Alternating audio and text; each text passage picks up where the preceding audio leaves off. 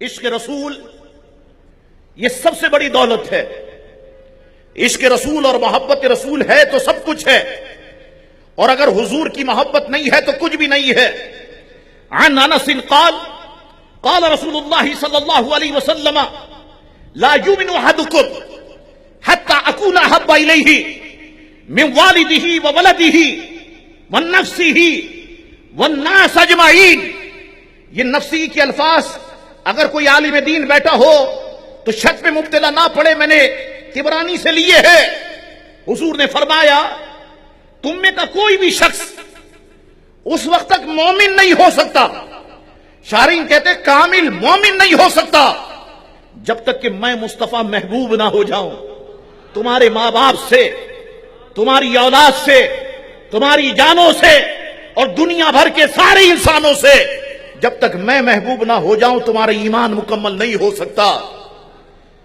حضرت عثمان کے دل میں حضور کی محبت، وہ اردو میں کہتے ہیں کوٹ کوٹ کر کے بھری ہوئی تھی. عبد الرحمن ابن خباب فرماتے ہیں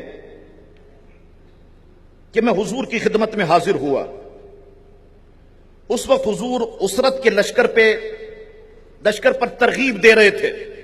ذرا حدیث کے الفاظ سنو پھر میں شرح میں اس کو سمجھاتا ہوں.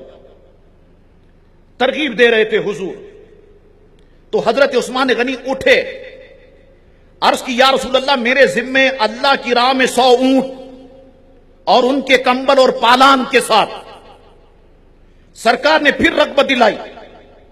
حضرت عثمان کھڑے ہوئے، عرض کی میرے ذمے 200 اونٹ، ماں ان کے کمبل کے اور پالان کے. سرکار نے پھر رغبت دلائی. حضرت عثمان نے پھر عرض کی میرے ذمے اللہ کی راہ میں 300 اونٹ، ماں کمبل اور پالان کے.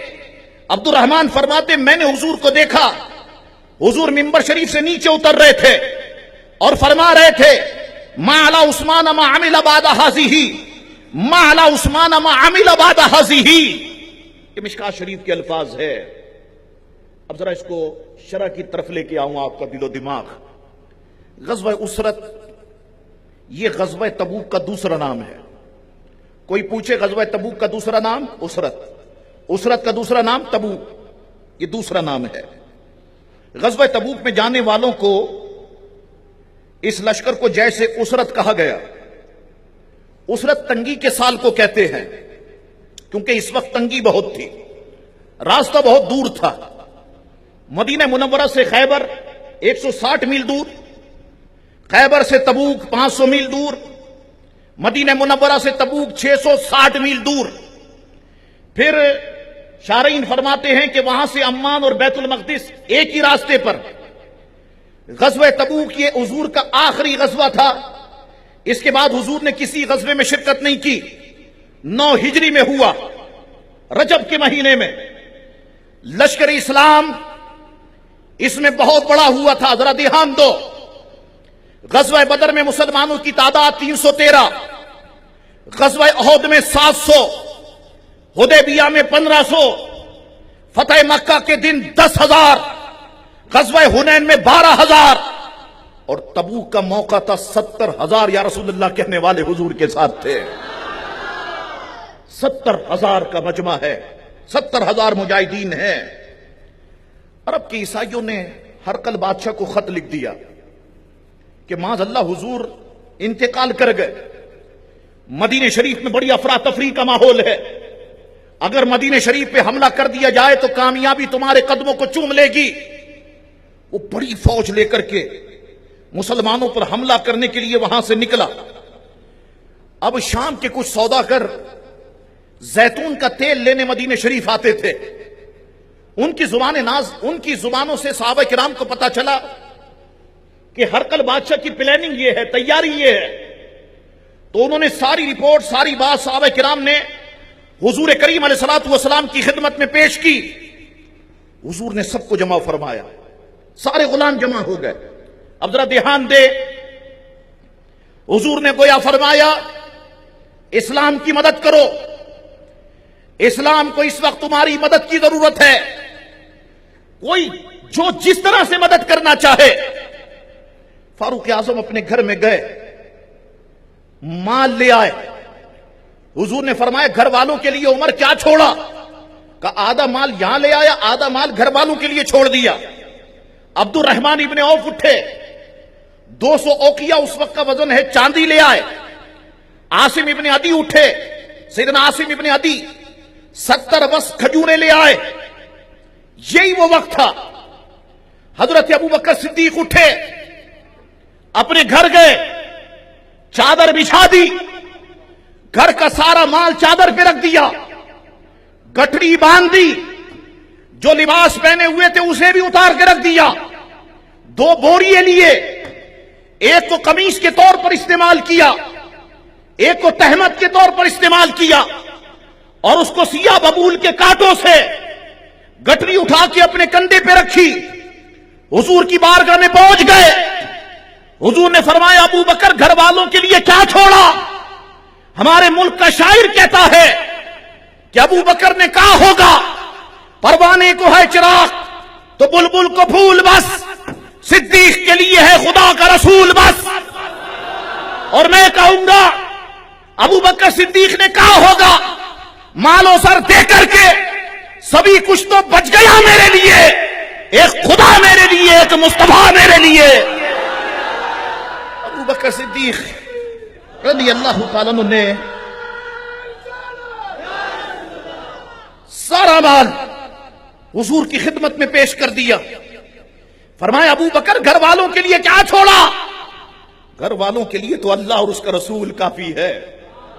یہ ابو بکر صدیق کے جملے ہیں جنہوں نے سب سے زیادہ قرآن کو سمجھا کہ میرے لیے، میرے گھر والوں کے لیے اللہ اور اس کا رسول کافی ہے۔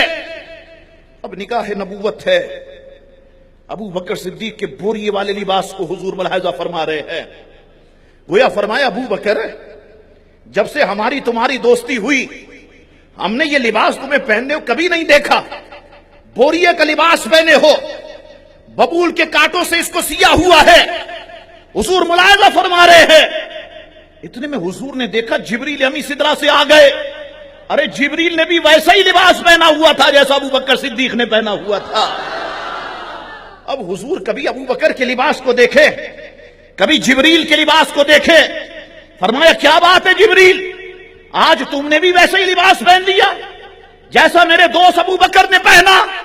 عرض کی یا رسول اللہ، جب آپ کی محبت میں ابو بکر گھر میں چادر بچھا کر مال جمع کر کے بوری والا لباس زیب تن کر کے گٹھری باندھ کے نکل رہا تھا، اللہ تعالیٰ عرش پر اعلان فرما رہا تھا او آسمان کے فرشتوں کیا دیکھتے ہو، آج ویسا لباس سب پہن لو جیسا مصطفیٰ کے دوست ابو بکر نے پہنا ہے۔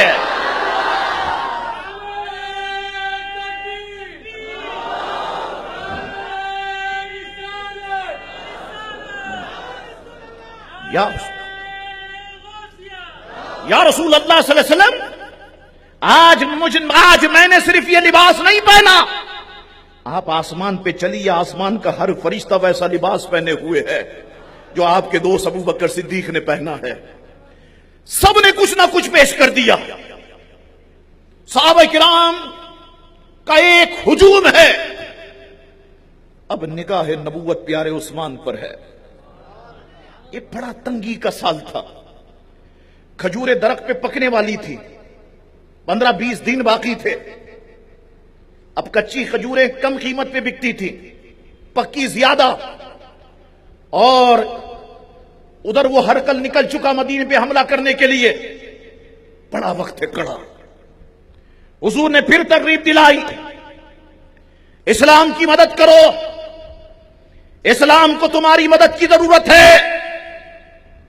نگاہ نبوت پیارے عثمان پر، میرے پیارے عثمان کھڑے ہو گئے۔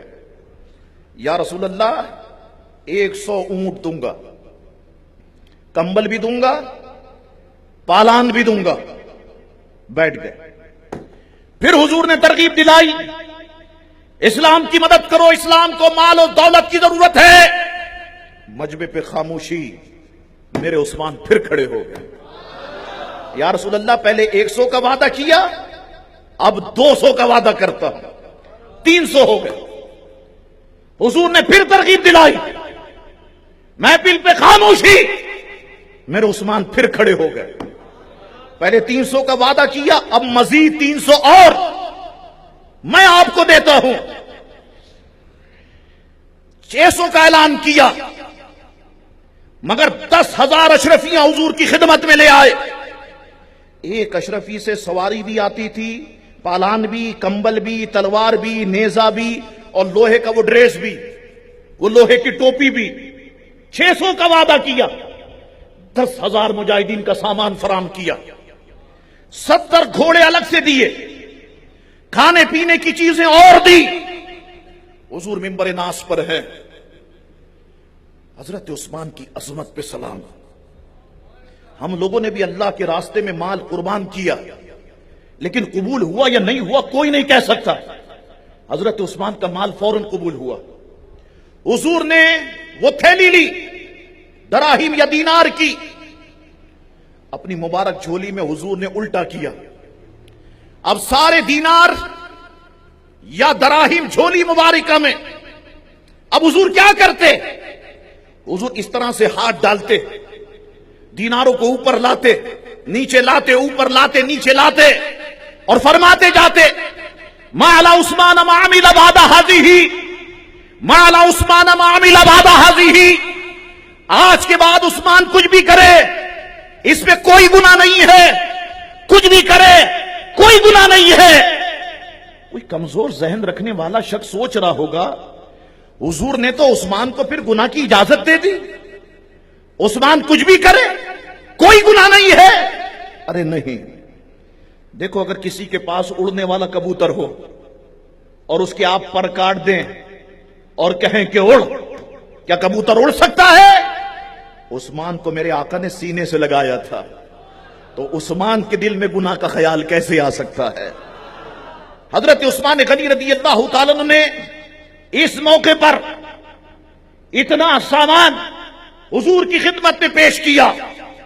یہ حضرت عثمان کی حضور سے محبت تھی۔